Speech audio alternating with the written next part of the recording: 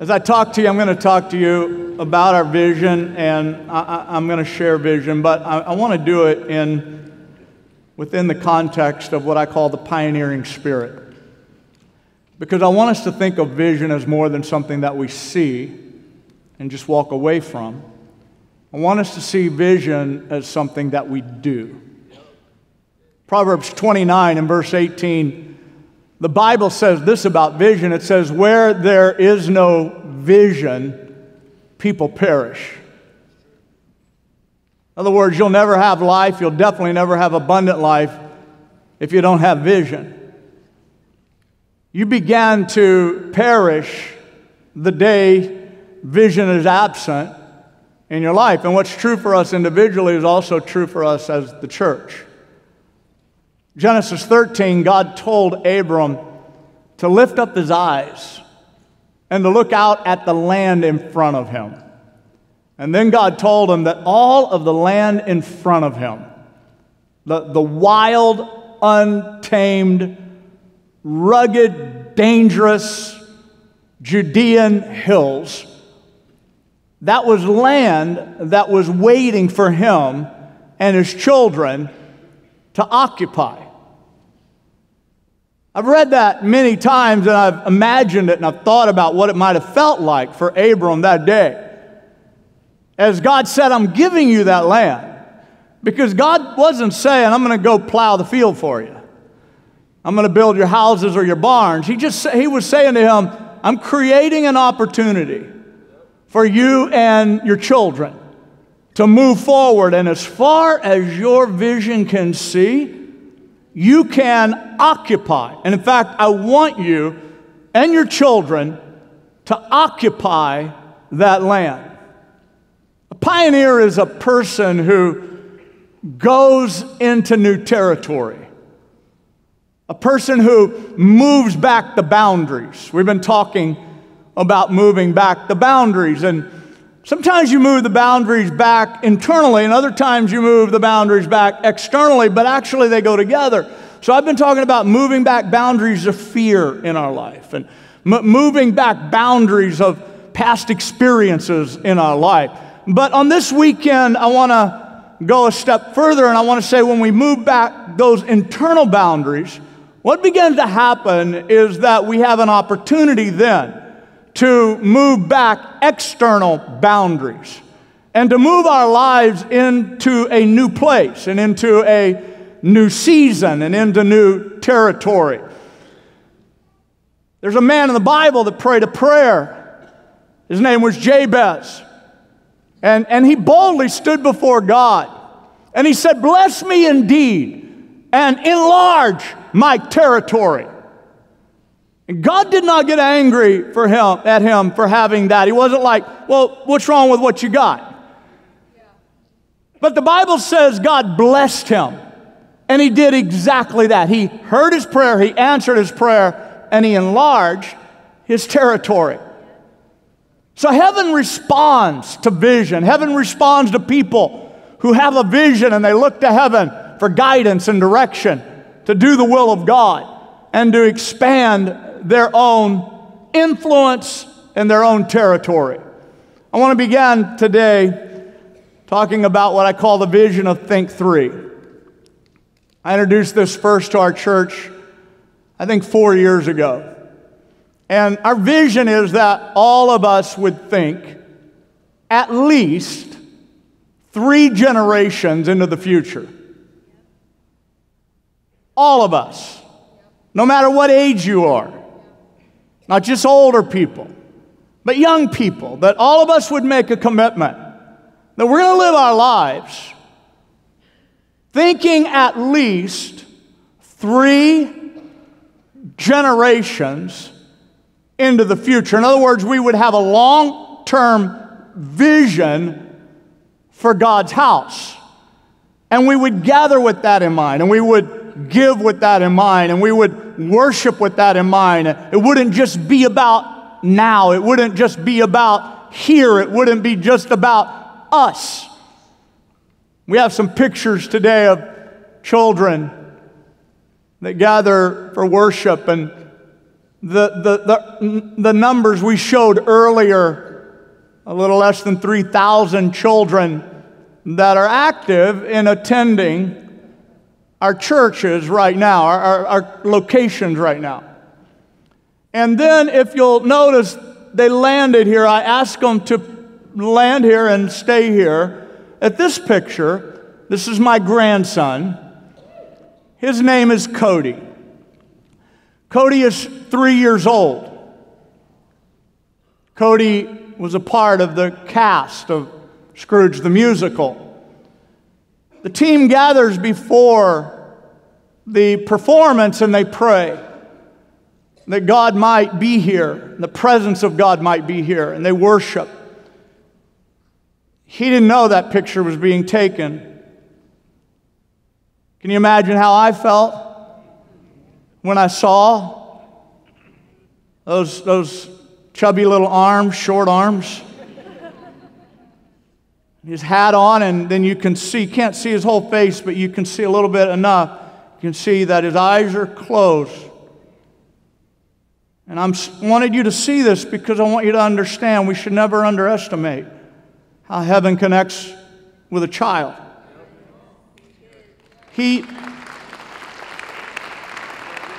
Somebody say, think three. Say it again, say, think three. He's already connecting with heaven, which means that he's already beginning, and God's already beginning to do something in his heart to set the direction of his life. He's singing church songs. He's what we call a church kid. He wears sweatshirts and t-shirts and hoodies that say church kid. I'm a church kid. And I'm proud that my grandson is a church kid. And I'm proud that he's proud to be a church kid. I didn't get Cody at 3 years old to this spot by myself. I mean, I'm quite a papa. I am a really good one. And he's got an amazing Gigi and incredible mom and dad. But I just want you to understand that a child doesn't get to that moment by just having a good family, by just having a mom or a dad who professes their faith. A child gets to that moment by being a part and in an atmosphere of the church. If you're bothered by abortion, if you're bothered by children growing up without fathers and mothers, if you're bothered by all of the negative influences that our children are growing up with, if when you look in their faces you see potential, but you know that it's a wild jungle that they step into day after day, I want to ask you to be part of the vision of Think 3. First of all, I want to ask you, I want to urge you, bring your kids every week, at least once a week, not just to attend, but with the determination on your part that you're going to connect your children to the church. That means you can't be marginal. That means you can't be running it down. That means you can't be talking about me and how long I preach. That means you can't be a skeptic. On behalf of children, on behalf of your children and their friends in the future, I want to ask you to make a decision. You don't take your children to school once a week. and expect them to get an education. And I want to ask you to change if you are only bringing them occasionally or when it's convenient.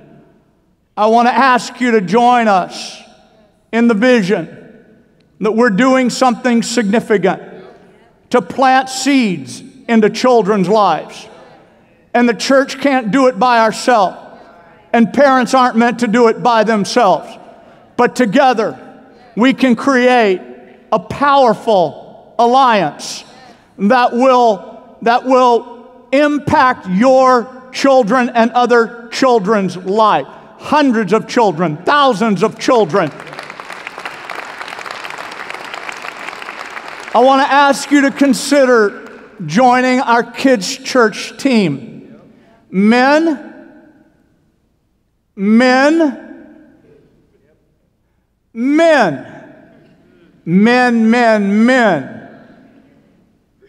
strong men, tough men, real men. I don't want our boys going into our classrooms and looking around and only seeing women. I want them to look around and see men. Come on, David. Come on, David. You guys know what I'm talking about? David was a stone slinger, giant facing, headband wearing Rambo, fighting people off on the right and on the left who sat down and played the harp and worshiped God without any sort of hesitation or intimidation. Men, you can impact the life of children. Join us. Older men, your hand going out over a child's head and affirming them. Grandparents, some of you are saying, man, thank you, Pastor Kevin, for the Think 3 vision. My kids love their classes. My kids love our church. They're learning, they're growing. Thank you, thank you, thank you. But maybe you don't know what you can do. Think about maybe joining our Legacy Givers team. This is a group of people who give above and beyond their tithe to resource the vision of the house moving forward. It's called the Legacy Giving Team. You can ask about it, find out more about it. My point is that sometimes when you're young, you don't have the resources to do what you'd like to do. But as you get a little bit older, you have the ability. Pray about it. Think about it. I love seeing our kids wear church merch that says Church Kid. Buy them for your kids. Put them on your kids. Let them wear it proudly. If you're a musician, you like to sing, don't be too big to volunteer to lead worship in the children's service. I hope our best musicians, some of our best talent, will just put their life out there so that little children with stubby arms, only 3 years old, can enter into a place of worship and honor toward God. Do you understand the vision I'm talking about? Pastor John and Haley went to be our campus pastors in DuPont. And a new youth pastor has come to Central Campus. His name is Cabe. Cabe's from Alabama. Cabe's amazing. And we're so excited about a new generation of young people. All of our campuses right now are shifting into new leaders. This is a great time for young people to step into your place, be part of a leadership team, be a student that has a sense of purpose in helping other young people. Let me just say this. If you're a student, I'm asking you to help us be a church that has a strong youth culture. We don't want to be your grandma's church. Now, what I mean by that is we're glad grandma comes, and she's glad. If she comes to Champion Center, that means she loves what I'm talking about right now. She knows what I'm talking about. She doesn't want to be stuck in time. Your grandpa does. He's so happy that you're here and you love your church. So what I'm saying to you is we're not wanting to be dated and we're not wanting to be old. We are a church for every generation. And I'm asking you, help us be a young church, a relevant church that helps young people live strong for God in high school, in college, young adults loving, serving Jesus, unashamed of Jesus. I'm talking about the vision of the house today.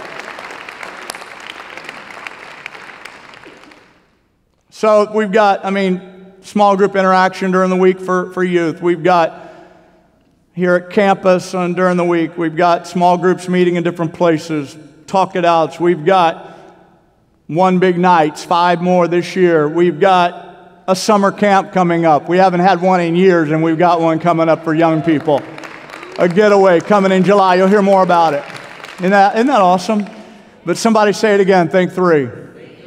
Say it again, think 3. Say it one more time, think 3. And by the way, thank you to all of the foundation, all of you involved who are reaching out beyond the borders of our church with compassion and love into our city, into our community to help the marginalized, the compromised. Thank you, thank you, thank you. We're believing God for greater territory in the upcoming year.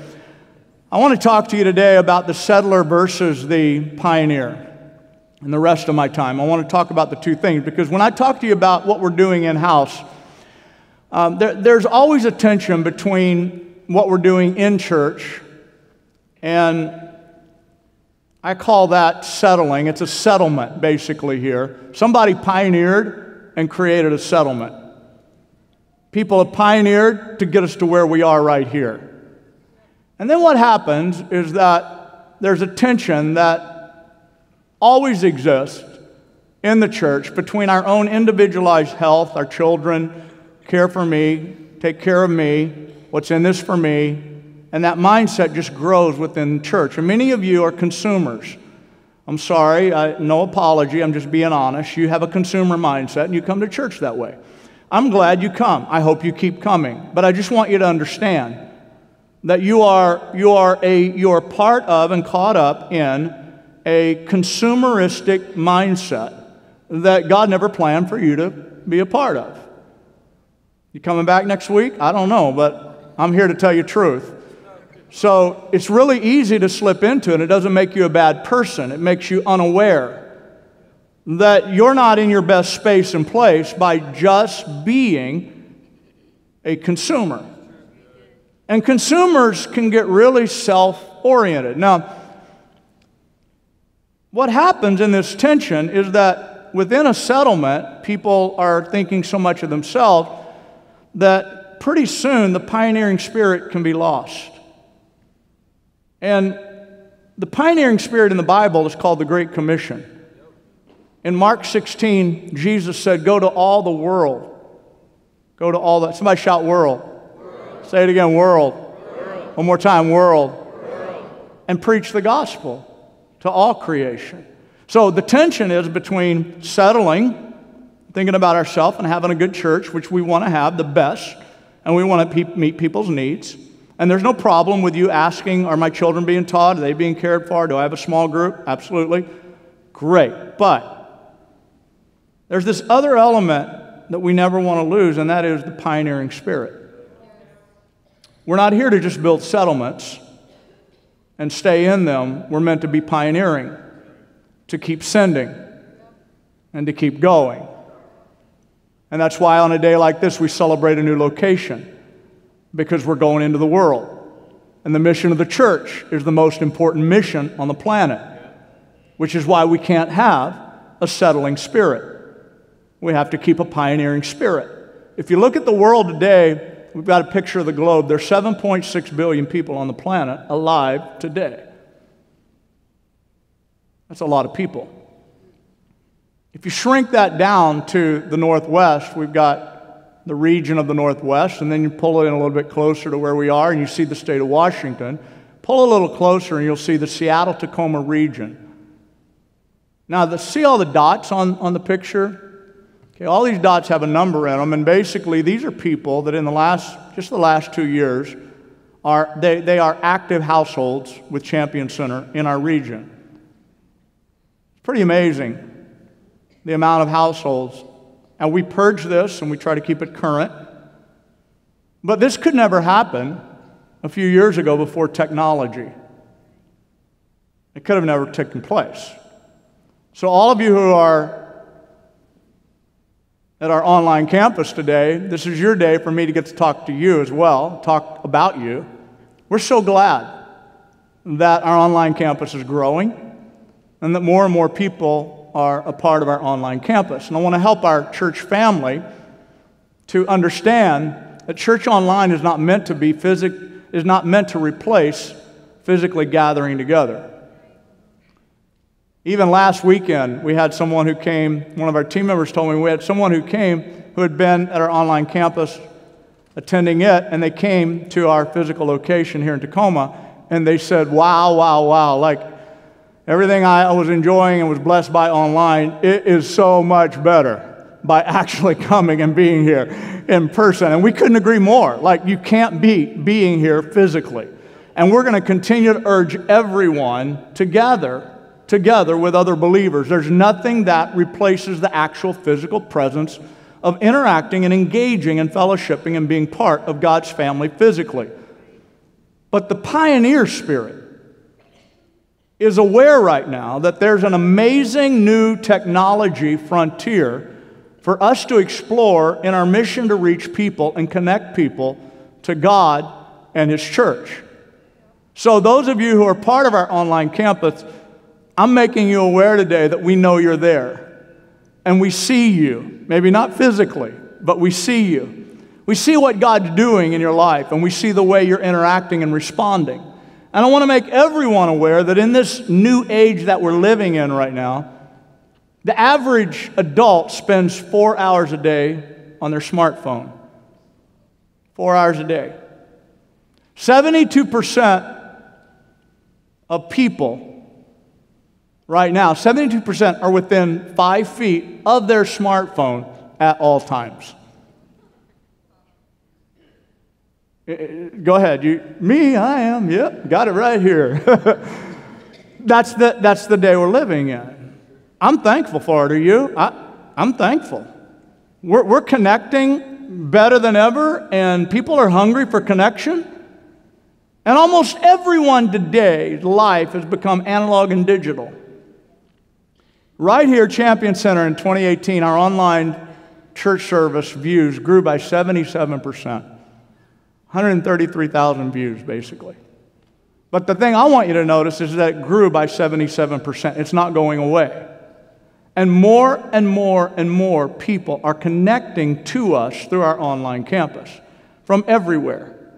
They're connecting with us all across the United States, from Alaska to the Southeast, California, Midwest. They're also connecting, and these are real spaces where people are connecting with us. Canada, India, Germany, Australia, United Kingdom, Philippines, China, Japan, all around the world.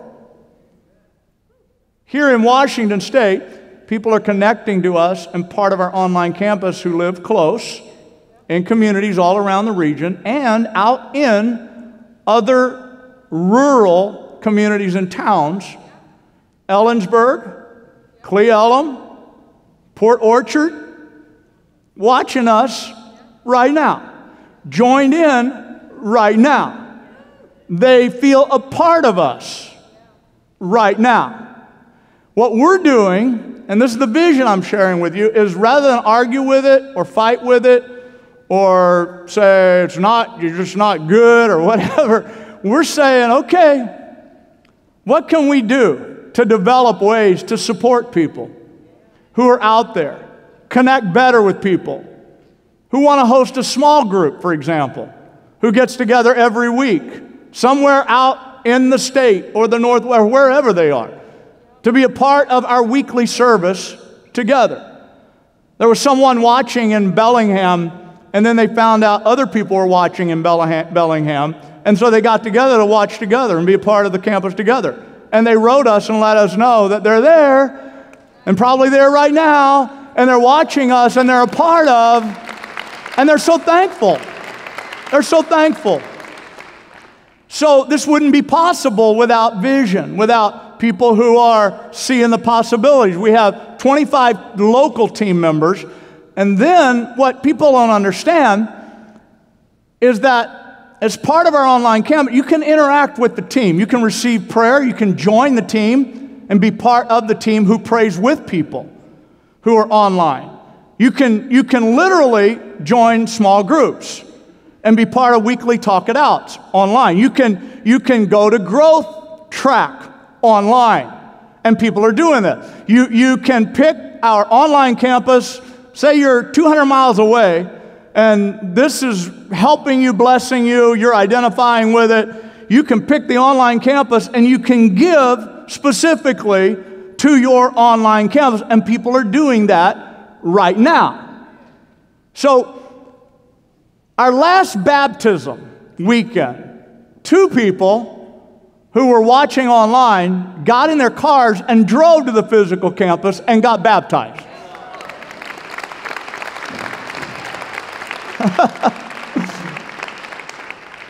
Somebody shout vision. Vision. A guy named Steve watched us online for over a year. Over a year. And then he made a decision to come. And then he ended up joining CR. He ended up going to Growth Track. And one of our team members who knows him told me this week his life, Pastor, has been radically changed. He now has a tattoo, Move Life Forward. That's our friend Steve. It all started with a year at the online campus. So we're developing ways to support people. And if you're watching today from somewhere out there, we're developing, and maybe you're already doing this or a part of this, but our vision is to support people who want to host a small group who gets together every week to be part of our weekly service. I sometimes, I just got a note from someone, sent an email this past week, and they said, "Thank you, Pastor Kevin, for the Moving Boundaries series. We're now located in such and such a city, and we have looked for a church where we're at, but it just doesn't feel the same to us. We're praying we can come back and be a part of Champion Center." Now, I could go, well, that's bad, bad, bad, or I could say, you know what? I don't know how to understand that, but I know God connects people with churches, and I know God connects people with other people. And so I've made up my mind, and I want to ask you to come along with us in this vision and to see this vision and to pray over this vision, because what's interesting, I want to show you how this works out. Imagine 1,000 people watching in the Northwest right now. We could just say our state or 2 or 3 states. Imagine. You got it? You got that picture? I think we got a graphic. And 1,000 people are watching, and around us there's small groups that are online campus. OC stands for online campus, and you'll see it out to the right and down below, and we got it there. SG stands for small groups. But I want you to actually notice here, here's the progression that we see happening anywhere and everywhere, that God would be at work. And some of you who are on our online campus right now, this is the interesting part, where you may have been wondering how this works for you. Well, imagine that 1,000 people are watching, and out of 1,000 people watching, there's 25 areas where that watching turns into small groups in the next 3 years. The watching turns into, let's get together and watch together. And that small group grows, and then it becomes 30 people, 50 people. And over here, we're monitoring it and managing it, so our team starts going. And some of you would love to go. Our Lead X experienced students are geared up, wired up, want to get out there and make a difference. So we start going. And then the small group becomes this extension service, we call it. It's 50. It's 80. It's in a rented room in a hotel or something, a ballroom, or a little country store somewhere out in the hills. I don't know, but are you with me? Come on, vision, you with me? Now there's 70 people. Now they're gathering. Now they're having singing. Now they're worshiping together. Now they're having fellowship. Now imagine just in the next 5 years that just, I don't know, 5 of them? I started with 1,000 people. Is it unreasonable? 5 of them in the next 5 years grow to the point that we're saying, we're ready. Over here on this side of the state, there's 130 people who are gathering together, and they are crying out for a local campus. And they want to have one in their community. Do you see the progression? That's the LC. So online campus can lead to small groups, can lead to extension service, can lead to local camp, and then you can see the Great Commission and a way that technology facilitates the Great Commission. Let's be honest. None of you want to go knock on doors and say, hi, I go to Champion Center. I know, no, that don't work well today. People slam doors. They don't want you interrupting them, right? You really don't want to go and stand on a street somewhere and just hand things out, right? I'm not saying you shouldn't. I'm just trying to tell you there is a way that we can unite around this kind of vision, where small groups start developing, and they're developing all around DuPont then, and they go down into Olympia, and they're developing up around Bellevue, and they go up into Redmond, and they go north into Seattle, and small groups, and people gathering it, and then it just evolves, and it began to grow. And then you and I get the joy of knowing that we're not turning our heads and we haven't become a settlement. We have opened up our hearts, and we have had a vision, and we have thought big, and we have prayed big prayers, and it's making a difference in the great Northwest and beyond. Can anybody get happy about? Somebody shout, go. Go. Say it again, go. Look at your neighbor on your right, say, let's go. Look at your neighbor on your left, say, let's go. Come on, that's what the Bible said. Go into all the world, Jesus said. Some of you wonder, okay, Pastor, that's really cool, but I've been wanting to know where our next local campus is. Because I drive right now 45 minutes to church. Okay, I'm going to tell you 2 areas right now that we are considering. And we're considering it based on the amount of people who live in those general areas and are active in our church and are already gathering in small groups and supporting. One area is to the southeast, and that is the Sumner-Bonnie Lake area. We see you. And the other one is to the northwest in the Gig Harbor Peninsula area.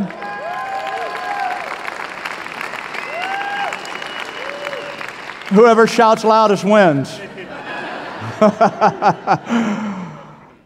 I just want you to know we see you. And I want you to know that we're watching, and we're praying, and we're asking God for people that are in these communities, and they're willing to stay connected and involved in the church where God put them, but they're also thinking like a pioneer. And they're also saying, boy, if our day would come, I would get behind that. I would support that. I mean, I would be right in the middle of that. And that helps us know where God wants us to go next. Because there's a gap. I call it the vision gap. A vision gap between where we are and where we see God leading us. And first of all, it's leadership. You got to have team members. You got to have people who, they're like, hey, I'll work the parking lot if we get a service over here and a campus over here. I'll help out. I'll do this. And you got to have, teams, and you got to have, there's a resource gap. You got to have finances, right? And I believe God can provide that. And I believe God will provide that through people. But if you're wondering, well, how do we decide where we're going? This is it right here. Pray over it. Pray with us. Be bold about it. And let's think like a pioneer would think. Remember, a pioneer, I'm about to wrap up, but a pioneer enters territory that was thought to be unreachable. And we don't know all the possible scenarios that even technology and advancement is providing us. But it's up to us to imagine the possibilities, to think generationally big, which is think 3, and to think geographically big. The massive amount of people who are out there and doing our part as God's great church by having a pioneering spirit. I got in a cab in Chicago, and I'd been trying to get Uber, and there was some sort of a battle going on between taxi cab drivers and Uber wasn't allowed, and something was going big time, and I didn't know what was going on, and I couldn't get an Uber car to pick me up, and I got a cab. I waved down a cab, and I jumped in, and one of the first things I said is, I've been trying to get an Uber to pick me, and man, all hell broke loose in that cab. I wasn't thinking, I didn't know what was going on, but he didn't like me, he didn't want to take me. I'm back on my heels now because cab drivers don't like Uber. Uber represents the new. Uber no good. Oh, no. They're not in the establishment. Well, the reason I'm telling you that story is I don't want our church to be like the cab driver. I don't want us to resent the new. I don't want us to decide it's not legitimate. I don't want us to say, well, that's not real church. That's not really, nothing really good happens. We don't determine that. I want us to just leave the potential up to God. And I want us to imagine the possibilities. Is that okay? I don't want our church. Yeah, come on, clap your hand. Don't be the cab driver. Jesus said, old wineskins can't handle new wine. Let's not be the old wineskin. Come on, let's step into the moment. Let's step into this day. And let's do anything short of sin to fulfill the Great Commission. Somebody shout, go. Say it again. Say, go. Jesus said, be witnesses to me, of me in Jerusalem, in Judea, in Samaria, into the uttermost part of the earth. And that's what they started doing. They started expanding the territory. They started saying, let's go. Not just Jerusalem, let's go. We're going over to Samaria. Don't go to Samaria, people won't. We're going to Samaria. We're going to Judea. Watch out, world, here we come. We are on our way because we have a pioneering spirit. Can I just tell you, I was 26 years old with a pioneering spirit. I left the people I knew. I left the home that I was in. I left the comfort of all of it. And I came to the great Northwest, and I brought my little daughter, and I have no regrets because there's something about it. We went from Puyallup over to Tacoma. And every time we venture out like that, I wish I could tell you I felt really brave and I'm the man. No, I'm scared. Right now, I don't know what I'm doing half the time. Don't panic. God's in control, but I want you to understand that that's what a pioneer does. Pioneer doesn't wait for the guarantee. Pioneers don't go, well, we don't want to be careful. We're going to be careful. Pioneers don't do that. Can you imagine the Appalachian Mountains just to the west of the east coast of America, and people are settling in Maine, and they're settling in Virginia, and they're settling little settlements, and then they start to look out, and they're looking at those mountains, and they go up the mountains, and they look, and something in them like, what's beyond this mountain? Wonder what's over these mountains. Wonder what's beyond the... And then for years, nobody's going anywhere. But the pioneers started loading up the wagons. They started getting on the horses. And they gathered their kids around them. Well, it's not safe. Okay. It's dangerous. Okay. You never know what's over there. Okay, I don't really know. And that's what I'm trying to tell you today. Half the time, I don't really know. We're not supposed to know. We walk by faith, not by sight. But let's look beyond the mountains. Come on, church, let's look beyond. Anybody with us? Let's look beyond the mountains. Wow, I'm so excited about the days ahead for God's great church. I couldn't be more optimistic. I couldn't be more enthusiastic. And not just for me, I think you heard it announced earlier. We're part of a group called the Ark.